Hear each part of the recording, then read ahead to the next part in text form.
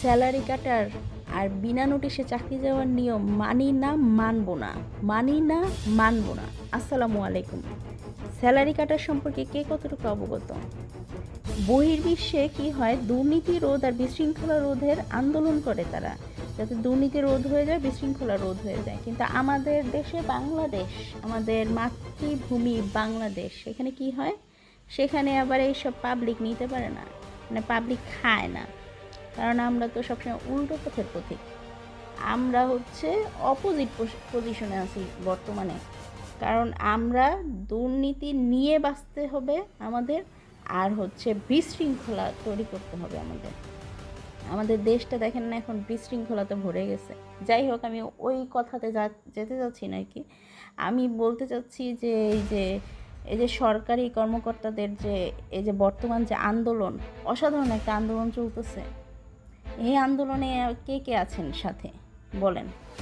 এই যে আমরা ঘুষ খাবো, অফিস ফাঁকি দেব, এইসব আমাদের জন্মগত অধিকার, এটা আমাদের রক্তের সাথে মিশে গেছে, আমরা এসে করবই।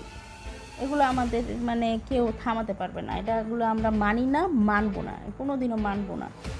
দেখেন আমাদের মানে আমাদের অবস্থাটা কোথায় গিয়ে দাঁড়াইছে, যে আমরা মানে কোন পজিশনে যে দাঁড়াইছি, যে আমরা এর জন্য করি, আন্দোলন করতে যাচ্ছি, করতেছে আর কি, বর্তমানে করতেছে, আন্দোলন চলতেছে, যে আমরা ঘুষ খাবো, বিশৃঙ্খলা তৈরি করবো, কোনো নিয়ম মানবো না, আমরা হলো যে পান খাবো, টঙের দোকানে যে পান খাবো, কোনো অফিস করবো না। সরকারি অফিস মানে হচ্ছে আপনার কি বলবো, মানে কোনো পান খাবেন, আড্ডা মারবেন, চা খাবেন, এগুলো হচ্ছে সরকারি অফিসের কাজ।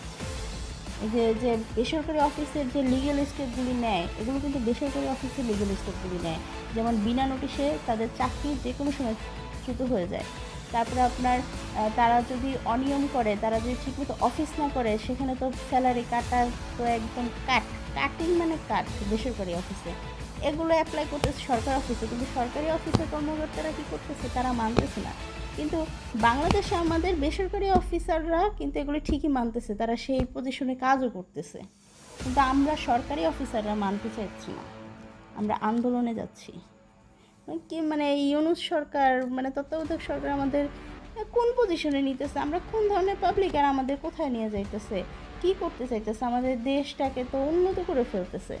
এগুলো তো আমাদের সহ্য হচ্ছে না, এর জন্য আমরা আন্দোলনে যাচ্ছি। কিন্তু মানে আপনার বহির্বিশ্বে কী হয়, বহির্বিশ্বে আপনাদের এই দুর্নীতি রোধের বিরুদ্ধে তারা কতটা পজিটিভভাবে কাজ করে দেখেন, আর আমরা কি করি।